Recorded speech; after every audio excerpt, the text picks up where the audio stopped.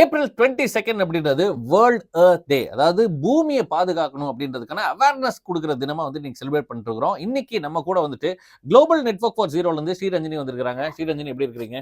வணக்கம் பரத், நல்லா இருக்கேன். ஓகே. இந்த வேர்ல்ட் எர்த் டே அப்படின்றதுல வந்துட்டு ஒவ்வொரு வருஷமும் ஒரு தீம்ல வந்துட்டு செலிப்ரேட் பண்ணுவாங்க. இந்த வருஷம் என்ன தீம்? அதனால என்ன மக்களுக்கு சொல்ல விரும்புறீங்க? இந்த வருஷத்தோட தீம் வந்து பிளானட் வர்சஸ் பிளாஸ்டிக். ஓகே. ரொம்பவே அவசியமான ஒரு தீம். ஏன்னா இன்னைக்கு வந்து பிளாஸ்டிக்ன்ற விஷயம் நம்ம யூஸ் பண்ற ஃபேஸ் வாஷ்ல நானோ பிளாஸ்டிக்னு சொல்ற விஷயத்துல இருந்து, அதாவது நம்ம ஸ்க்ரப் பண்ணுவோம் இல்லையா ஃபேஸ் வாஷ்ல, அந்த நானோ பிளாஸ்டிக்ல இருந்து யூஸ் பண்ற ஃபோன் கேஸ் வரைக்கும் எல்லாமே பிளாஸ்டிக் தான். இந்த பிளாஸ்டிக்ன்ற ஒரு விஷயத்த 60% ரெடியூஸ் பண்ணணும் பை 2040ன்றது தான் இந்த வருஷத்தோட தீம் பேஸ் பண்ணது. ஸோ அப்படி பார்க்கும்போது எப்படி இதை ரெடியூஸ் பண்ணலாம் அப்படின்ற ஒரு விஷயம் எல்லாருக்கும் கேள்வி வரும். சிம்பிளா சொல்லனாக்கா ரெடியூஸ், ரீயூஸ், ரீசைக்கிள், ரீஃபர்பிஷ்ன்ற இந்த 4 விஷயம் சொல்லலாம். வீட்டில் ஒரு பொருள் உடஞ்சிருச்சுனாக்கா உடனே தூக்கி போடணுன்றது அவசியம் இல்லை. அதை எப்படி ஒரு ரீசைக்கிள் பண்றதோ, இல்லை அதை வந்து திரும்ப ஒரு இடத்துல கொடுத்து அதை சரி பண்ணி அந்த பொருளை திரும்ப யூஸ் பண்றது அப்படின்ற ஒரு விஷயத்துல இருந்து ஆரம்பிக்கிற சிம்பிளா இருக்கலாம்.